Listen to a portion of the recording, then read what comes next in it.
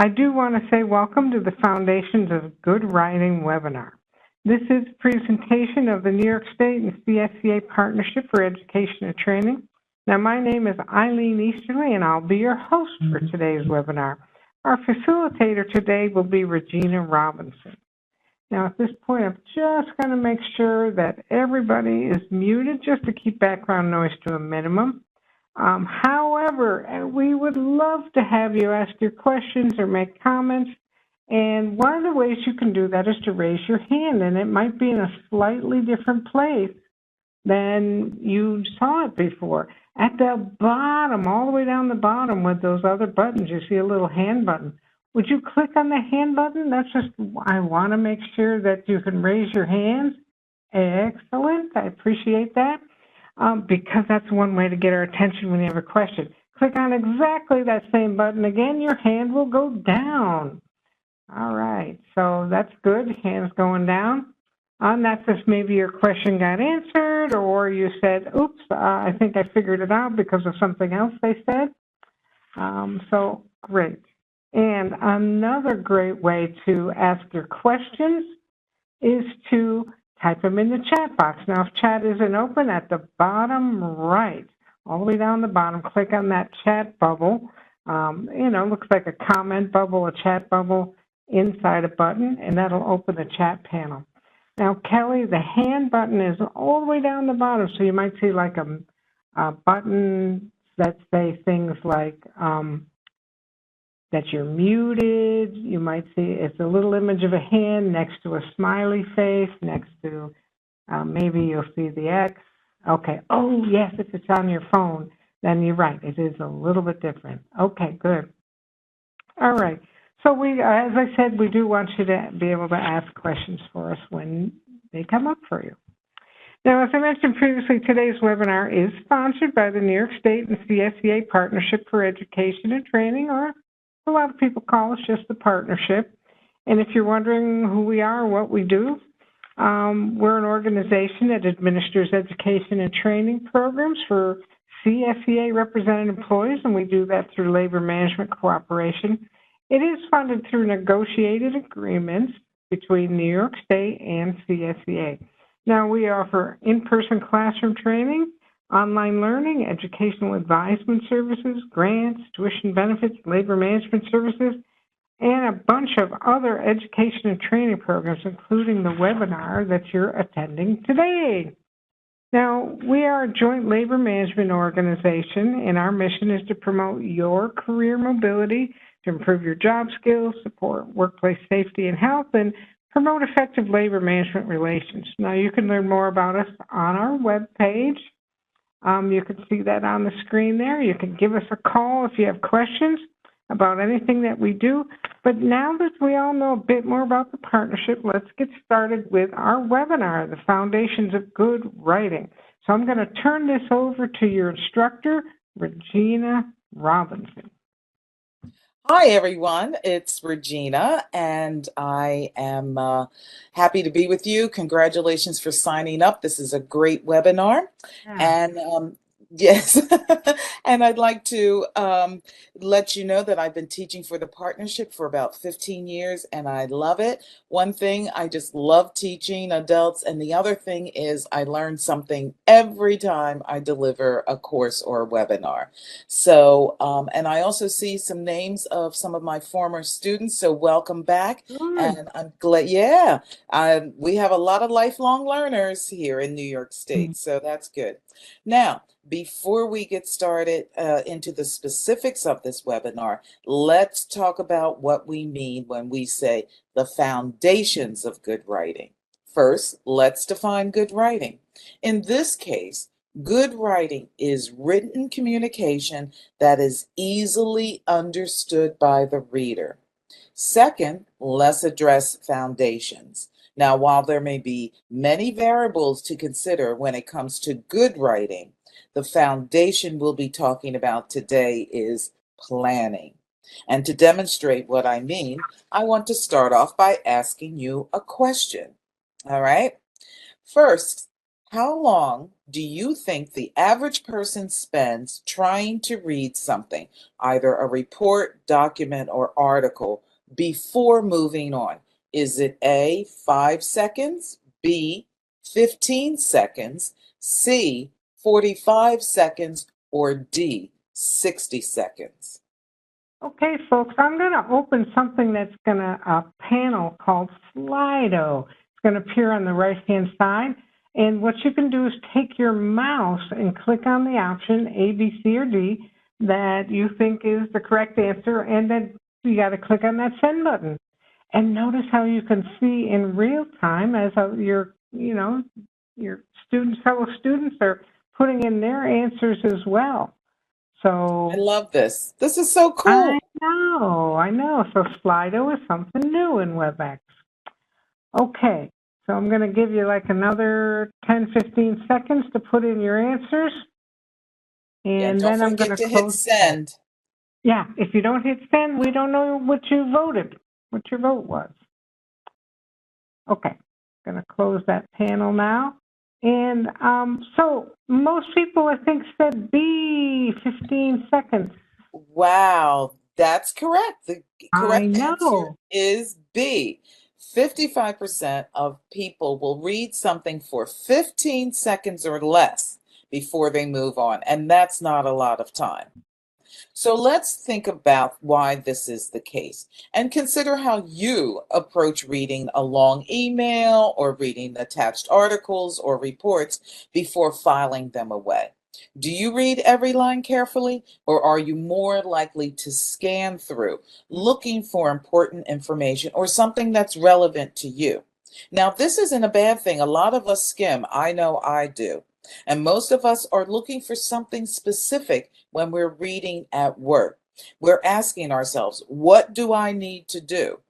If the answer to this question, what do I need to do, isn't obvious, your reader is busy, they might be tempted to switch to other more important tasks. When writing, you want to get your point across as quickly and clearly as possible. And this is very important for business writing. Now, on the other hand, if your reader can scan the document, email, or report and find what they need right away, they'll know it's relevant to them and they'll keep reading. But how do we make our point obvious? And that's what we're going to talk about today. Planning and organizing your writing to make it easier for your reader to get your point and move on. If I can interrupt for a moment, folks, um, when I close the poll, the Slido panel probably closed, but your chat panel may still be closed for some of you. And if that's the case, you can just find the word chat in the panel area, click on that little arrow next to it, and that should reopen it. So.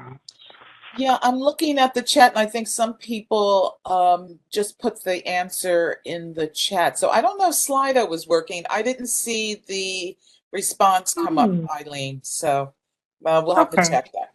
Okay. Well, check. But that doesn't stop us. Nope. Okay, let's move on to our objectives. Um, we'll begin by giving you some questions to ask yourself to get to know your readers better, and that is your responsibility as the writer. Then we'll home in on the purpose of various types of writing and give you a few tried and true methods for organizing your writing based on your purpose. Finally, we'll take a closer look at the structural elements that you can use in your writing to help guide your reader. Now, just so you know, the tips we give you today can be applied to any type of readings. A lot of you have said you write emails, reports, cover letters. All of these tips can be applied to those types of writings, even academic writing and your personal writing, because our webinar today is about improving your written communication overall. Writing skills are transferable. Now, we won't be covering the mechanics of writing today, meaning grammar and punctuation, but if you want to learn more about that, take our Avoiding Common Punctuation and Grammar Mistakes webinar, which is great, or the All-Day Grammar and Punctuation Workshop. That's also a wonderful class. I've taught both. Yep. Okay, now we'll be using this slide that you're looking at as a guide as we go through our content today. So you'll see it pop up from time to time. Well, when planning your document, the first question you should ask yourself before you begin to write is, what do I know about my readers? Again, it's your responsibility to learn as much as you can about your readers so that you can tailor your message to them. In this section, we'll identify some questions you can ask yourself to get to know your audience a bit better. These questions and other important information can be found in your handouts for this webinar, which are fantastic, and I recommend that you keep them at your desk and refer to them often. And I agree, they are good. And if you haven't printed them yet, that's fine. You can always do it after the webinar. They would have come to you a week or two ago. They would have come from April Hoteling here at the partnership, and it would have been with the email that said you had been accepted into the class. They would have been attachments. So don't worry, you can get them. But again, it wouldn't have just come yesterday or something like that. It would have been a little while ago. Great, yes. And thanks to April for sending that out. Yep. Now, the next question you want to ask is, what is their relationship to you, or how do you know them? For example, if you're writing a quick email to a coworker, you can use informal language. However, if you're writing a report to a department head, more formal language and tone are appropriate.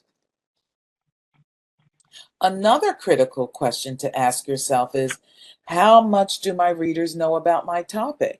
In other words, what can I assume people already know, and what do I need to explain? Now, some readers might have different levels of familiarity with your topic. Think about your coworker, the public, a department head, or a supervisor in a different agency. All these individuals will have a different understanding of your topic and its background. And as I said before, it is your responsibility to get to know your readers. Now, let's pause here for a moment for another question. From time to time, our readers may have the wrong idea about something we're going to talk about. As writers, should we do anything differently when we know that's the case? Raise your hand if you think the answer is yes. Now remember that raise hand button is all the way down the bottom, kind of in the middle, next to the one with the smiley face. So click on your hand, the raise hand, if you think the answer is yes. Oh, we're getting a lot of raised hands. Well, I am Okay. seeing them. Yes. Yeah, so I think that's pretty much what everybody's going to say. Val can't figure out how to raise her hand. She's on her phone. Okay, So Val, so you can just just text, type it put in it in the chat. chat. Yeah, say Yeah. yes or no. Okay, good. All right. Excellent. Yes, thanks for sharing your ideas. I believe the answer is yes. We should write differently in that case. But let's talk more about this idea. I believe we need to find out if our readers are likely to have any misconceptions or wrong ideas about our subject. If there are misunderstandings or even just different opinions about your topic, you may need to address those issues up front. If you don't, you may find that your readers are less likely to accept the information that you are trying to share. Their misconception gets in the way of understanding your writing. I think we've all had experiences with that. Now, it may be a good idea to acknowledge any common misconceptions early in your writing. You may also need to provide more background information than you might normally to help persuade your audience to your way of thinking. For example, if you are writing coworkers about why there is a change in an office policy, you may first want to explain why the policy had to change to clear up any misunderstandings.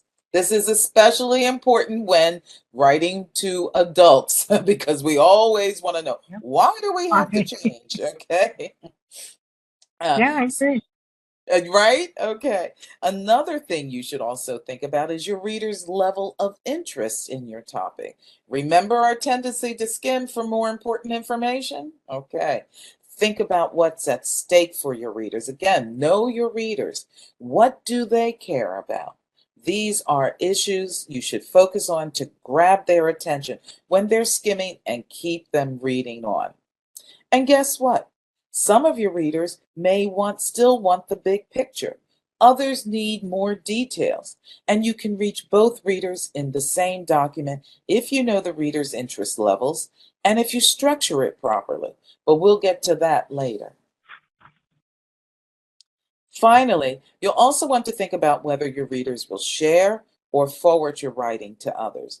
And this might happen with many types of writings, but it's especially the case with, emails, proposals, and reports.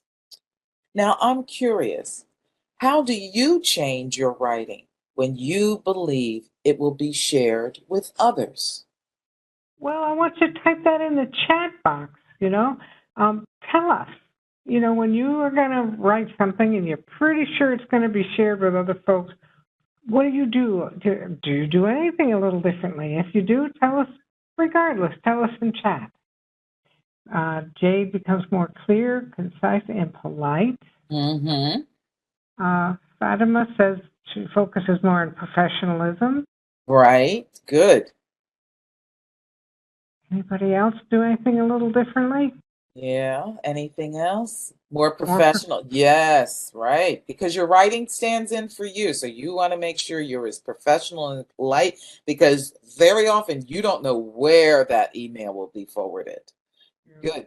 Be truth, right? Be truthful and accurate. Proofread, right? Don't have those One more embarrassing time. more detail. Oh, you guys are great. Check your Good spelling. job. That's my big thing. I have to check my and make sure the attachments are attached. I know. Right. That's embarrassing, right? That's embarrassing.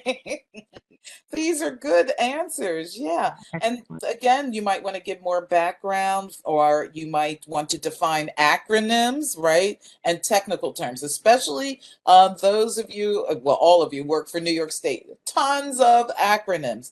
And the thing with acronyms is that what an acronym may mean in one agency may mean something different in another one. So these are all good answers. Aren't they? And Aren't they indeed? in addition to these fabulous tips that you guys have shared, you'll always want to be sure you're being clear and respectful. A lot of you said that, professional in written communication, because in today's digital world, it's possible that anything you send could be easily shared with someone you don't expect. So we don't want to have those faux pas, okay? Now, your understanding of your reader will help guide you through the writing process. And writing is a process. There are steps that you have to take. That understanding will help you decide things like what kind of tone is appropriate. For example, how formal or informal you should be. What should you include and leave out? In other words, what's important to your readers and what isn't? What to emphasize and how to organize your writing. I also want to mention that if you aren't sure who your audience is, maybe you should ask your supervisor for more information, okay? Now, Seems like a good idea. that's a good idea, right? Now, before we move on, are there any questions about knowing your reader? You can just type it in the chat. Yep. We have a big class, so typing in the chat is probably the simplest for everybody. So any questions about figuring out who your readers are? Well, I don't think so right now, so we'll move on. But don't worry, folks. If something comes to mind, you can always ask anywhere along the line. Absolutely. Okay, now let's move on. Now that you know your reader, which is the first step, the next task is to define your purpose. All right. Now, to answer this question, let me ask you, what is the basic purpose of the type of writing you usually do at work? Quite simply, why do you write at work? I'd like you to type your answer in the chat box. Yes. So when you do write, what is your goal? What are you trying to achieve, I guess? That's what we'd like you to tell us in chat. Yeah, your purpose. Yeah. Why are you writing this? Effective communication, business emails and purchases, to complete a task. Yeah. Convey information. A lot of conveying information. Yes, that's pretty training. That's what's SOP? Somebody using an acronym. I don't know what it is. Standard operating procedure, I hope. You never Okay. know. Sharing information, Thanks. distribution. Yeah, a lot of just information, sharing information. Great. Okay, good. Clarifying procedures. Yes. Okay, good. Excellent. You guys are great. Yeah, good. Keep Good. sharing, keep sharing. Now, Yeah. Thank you let's for take a doing. let's take a closer look at typical purposes of various types of writing.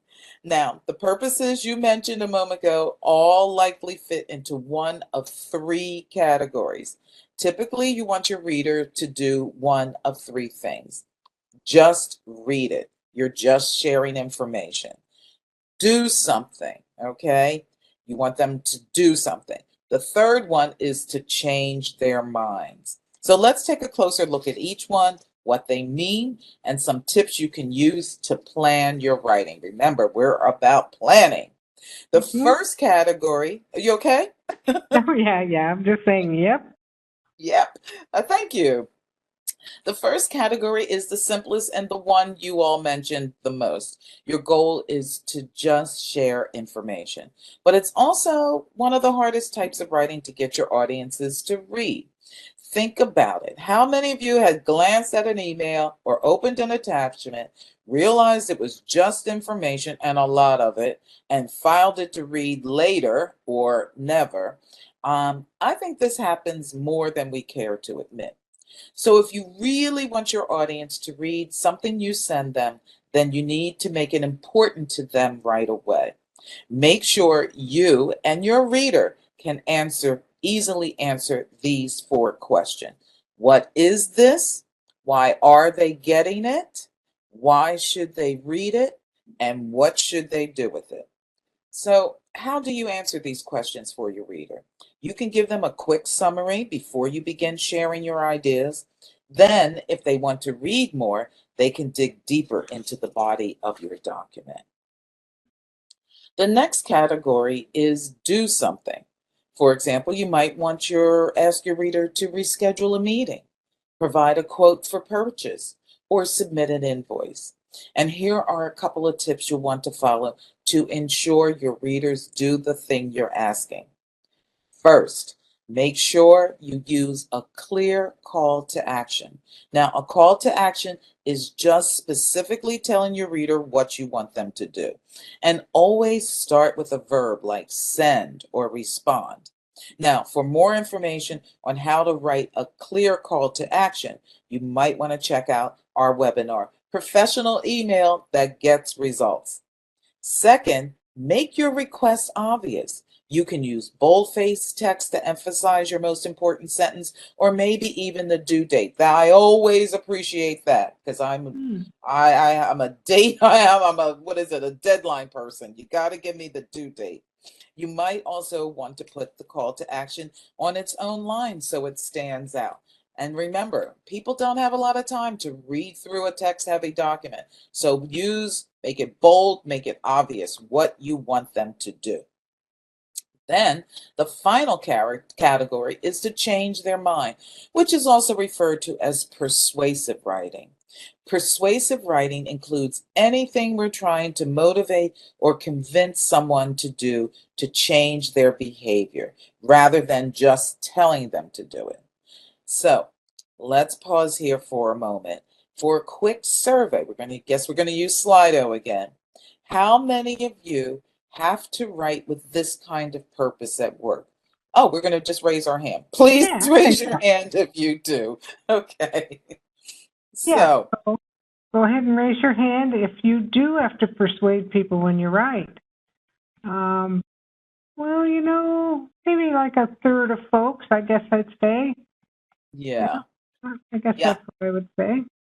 Right. I like to say this is not like being a parent where you just say, I told you so. Okay. I told you to do it. It You won't have to work, right? persuade your, right. Great. Thank you for sharing. Now, when trying to persuade someone, you need to appeal to their emotions and identify the benefits. Think about Advertising. Advertising does this exact thing. But you also want to make sure that you support everything with research and logic when possible. This is also the place where you'll want to anticipate any misconceptions or objections that we talked about earlier and address them directly in your writing. And guess what? Once you've identified your purpose, it becomes another tool to guide your writing and help you focus. Just like getting to know your readers, knowing your purpose helps you determine what to include, what to leave out, and what to emphasize. And it's important to remember that anything that doesn't support your purpose can be distracting to your reader. And I would even take this a step further and say that anything that doesn't obviously support your purpose can also be distracting. Now, your closeness to the subject may make connections obvious to you, but they won't be to your reader. That's why when you're writing or planning to write, it's important to explain to your reader how everything connects back to your purpose or main point.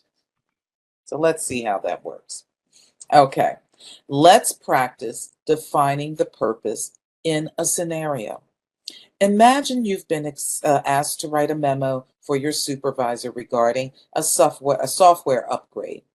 The audience is the entire unit of 100 plus employees, and they will need to restart their computers for the upgrade to take effect.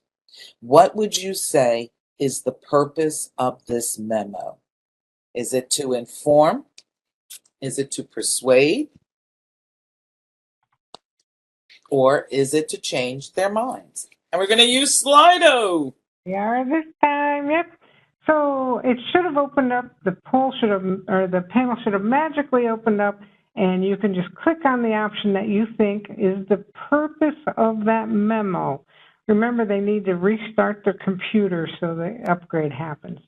So which of these three do you think it is? And don't forget to click send.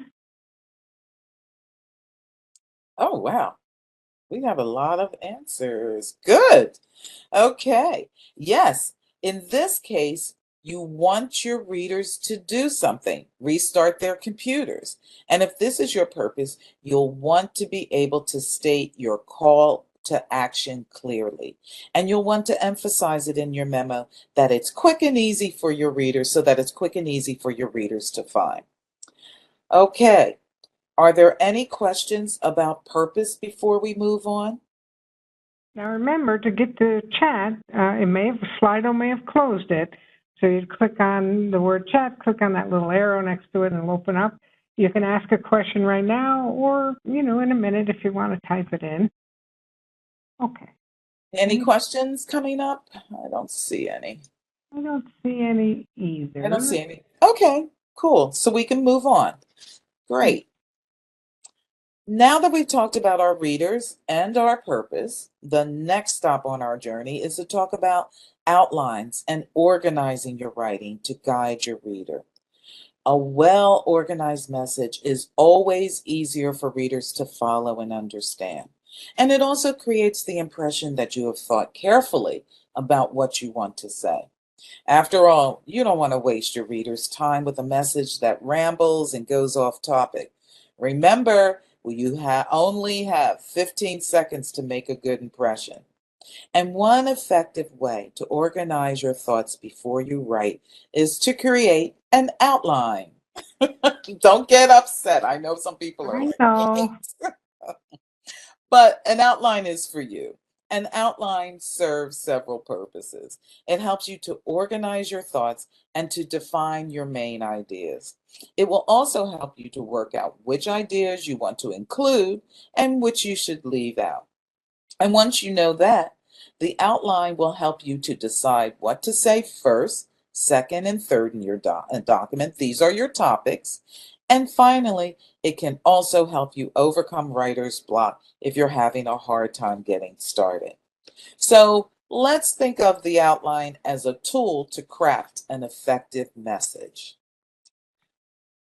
Okay, but before we move on, I've just told you that outlines are great, but I know plenty of people who don't use them. So I'd like you to raise your hand if you really don't like using outlines when you write. And be honest, please. A couple of years ago, I would have been raising my hand too. So that was oh, look how fast. I know. I'm thinking about my eighth grade English teacher, Mrs. McElhenney, and her outlines and all the red marks on my paper. But I've changed. Yep. Okay. Yeah.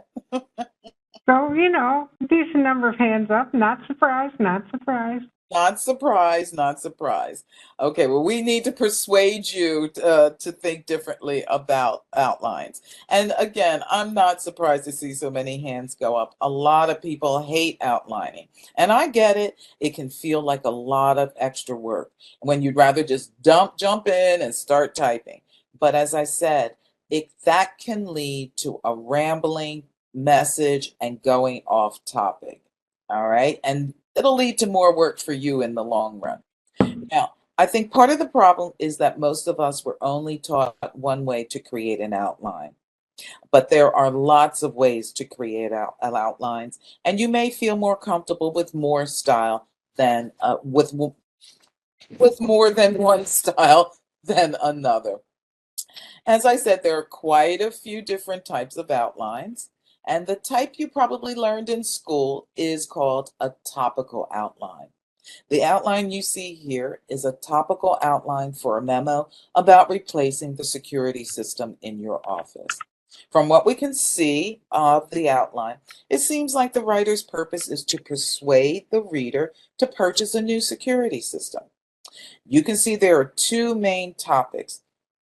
One, problems with the current system, and two, advantages of a new system. And subtopics, or some of you know them as supporting details, under each one that support this purpose. The subtopics or supporting details are shown under the appropriate topic. And thank you for highlighting that, Eileen. Now, can you see how this will result in a well-organized and persuasive memo or report? The topical outline is the most formal and structured type of outline, and it may also be the one that you don't like because of its formality. But it can't be beat for when you're writing large, complex documents. Now, another method of outlining is called a mind map, and it's a bit less formal than a topical outline, but it works in the same way. Have any of you seen or used a mind map before? Please raise your hand if you have. Oh, good. Oh, okay, quite a few. Good. And I'm sure any of you have kids, they use mind maps also. Yeah, and Chelsea was saying she loves them in the chat a little earlier. She loves them. I do too. Yeah. Yes. Great. Good. Excellent. So thanks for sharing. Now, mind maps are a great alternative to topical outlines, and they're more fun. Somebody said they're more fun. They are. They're a great alternative to the topical outlines, and they work well for showing the relationships between topics and subtopics. And it's also a great visual tool for brainstorming. And they're easy to create. You can create a quick mind map with pen and paper. You can create one using post-it notes on a whiteboard or wall, or even on your computer, as I've done here in PowerPoint using shapes. And there are links to a couple of free online mind maps in your very valuable and wonderful handout. So check those out. But maybe you don't know how you want to organize your ideas yet. Maybe you're like, ugh, it's still all jumbled in my head. In that case, a much simpler type of outline is often called a scratch outline. It's just a list of topics you want to be sure to cover, and I use this one a lot also. The topics are arranged in no particular order, and there is no distinction between main topics and subtopics. And this type of outline works best for simple subjects. This can also be a good style to use if you find yourself staring at a blank piece of paper or computer screen and not know where to start. It's kind of a free write. The scratch outline helps you to get your ideas down, which is the most important thing. Then you can organize your topics and subtopics later on into a more topical style outline if you need to. But at least you have your ideas down. Now, once you have your ideas down on paper, how do you choose an effective method of organization? And we're going to look at four options today: the inverted pyramid, chronological order, problem solution, and lists. So let's begin with the inverted pyramid method of organization. And many people prefer the inverted pyramid when they are writing. In this approach, you begin with the big picture, using one sentence in the very first paragraph that sums up what your readers to know. Then you present additional information in order from most important to least important. Now, you may be familiar with this style of organization because news stories are often written in the inverted pyramid method of organization. Now, why do you think that is? All right, we're going to ask you to type it in chat.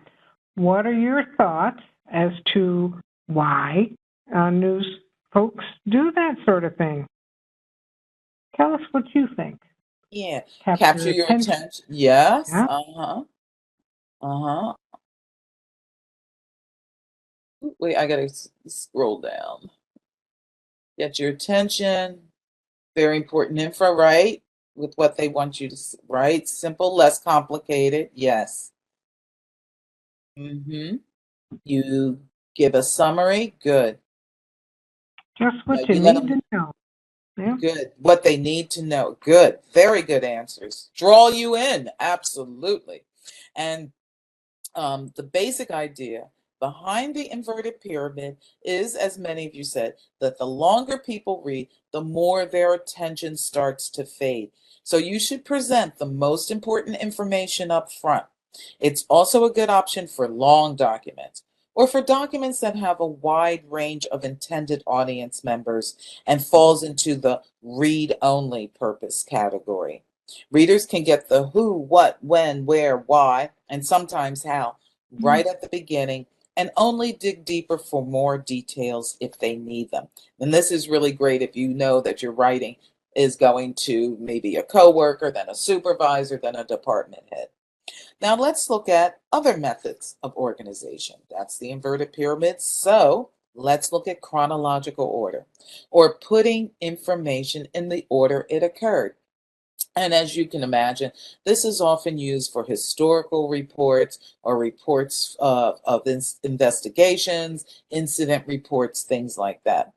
And it's also useful when you want to show how something has evolved over time, like the success of a project. Now, the problem solution method. Oops.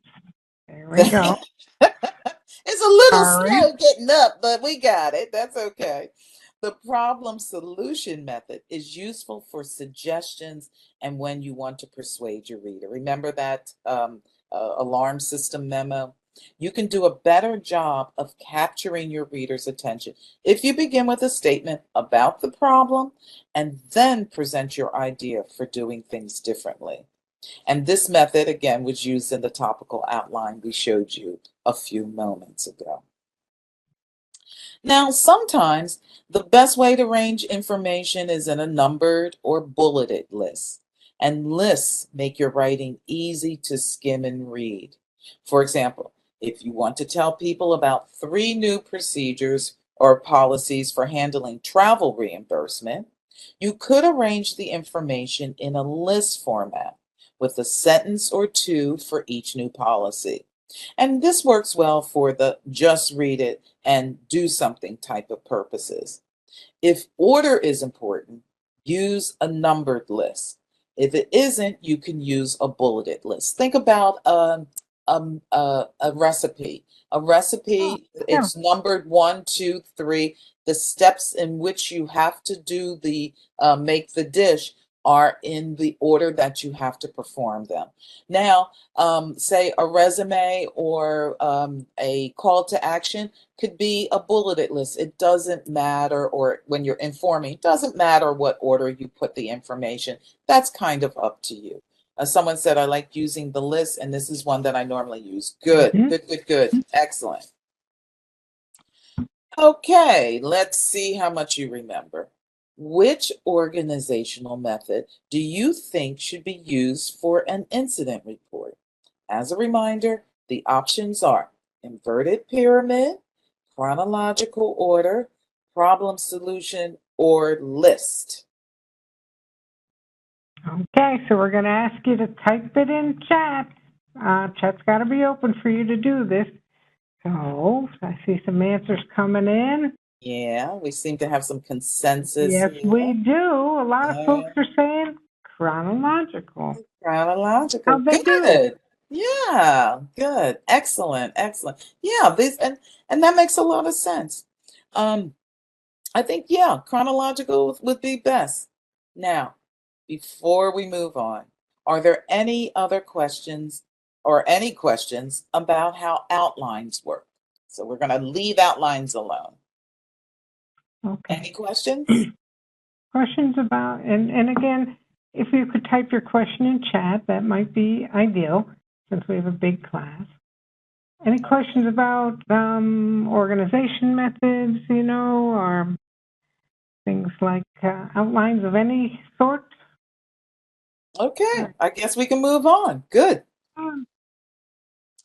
Now, our final section is about the structural elements that you can use to improve your writing.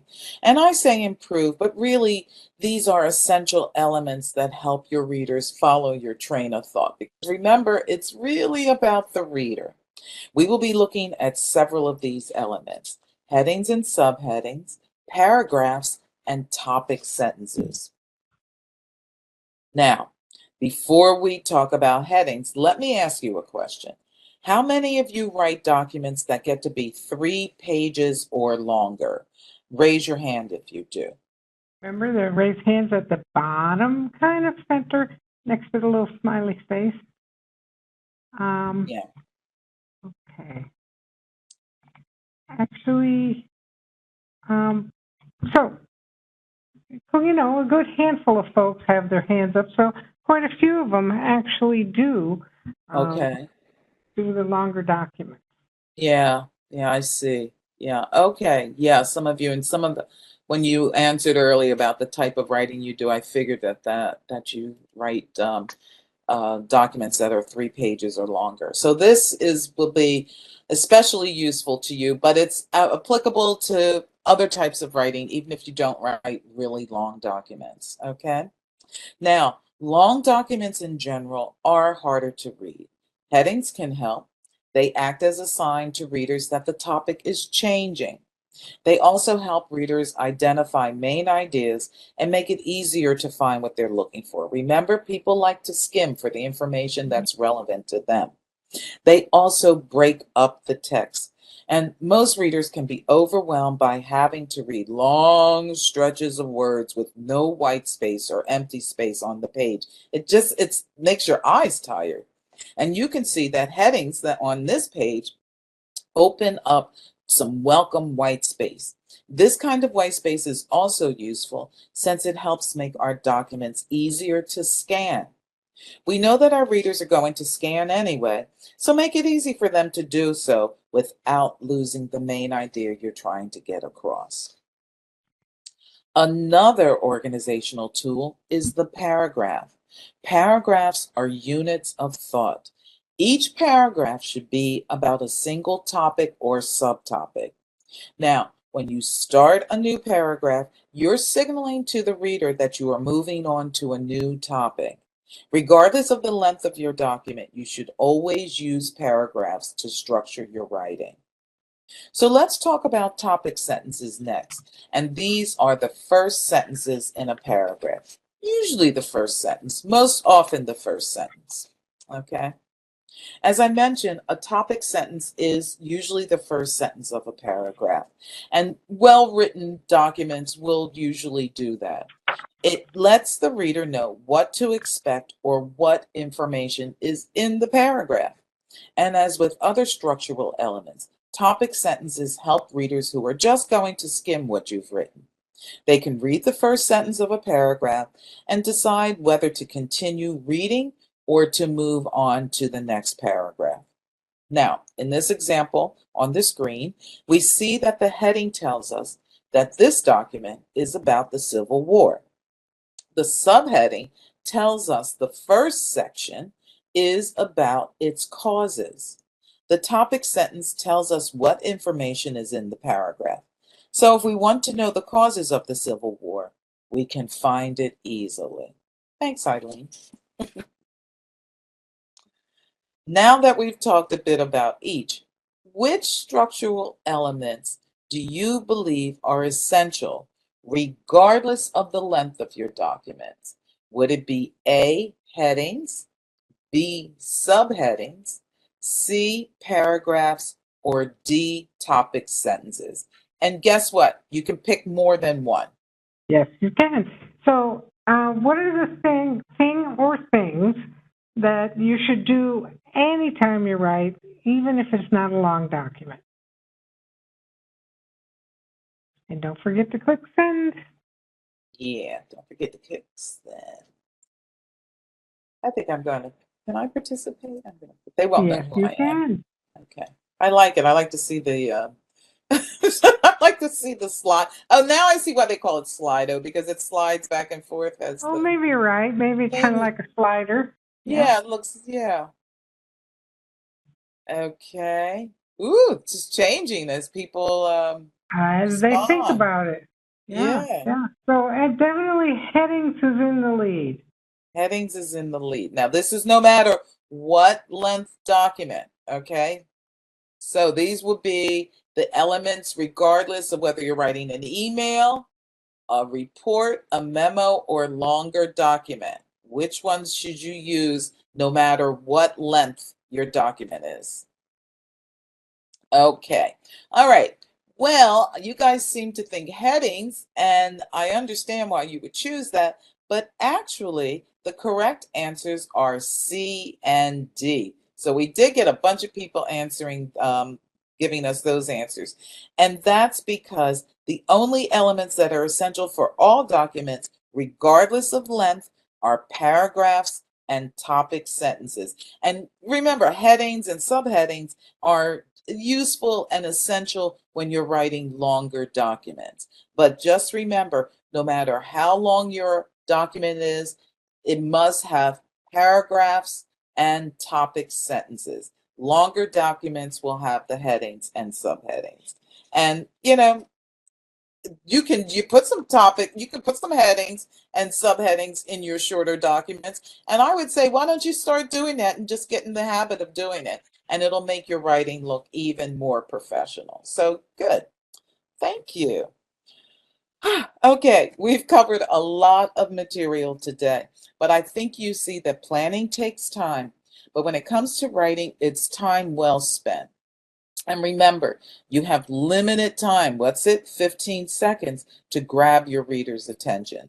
And if you follow only a few of the tips we shared today, I'm sure you'll be well on your way to good writing. So I do want you to remember to view your handouts for more information, and much of what we discussed is summarized in them today, and they are excellent. But I do want to say there is a little typo. Eileen, will you be sending out a corrected handout, or should we just let everyone know? I think we'll just let everyone know. Okay.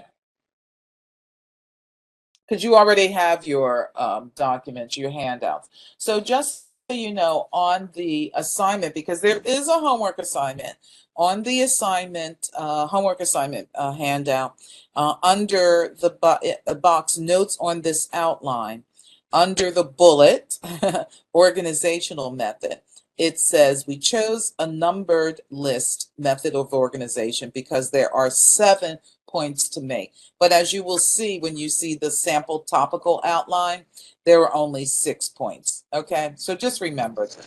Okay? Don't go looking for the 7th point. You won't find it. Sorry about that. That's Don't our. find it. Hey, that happens. But everything else is perfect.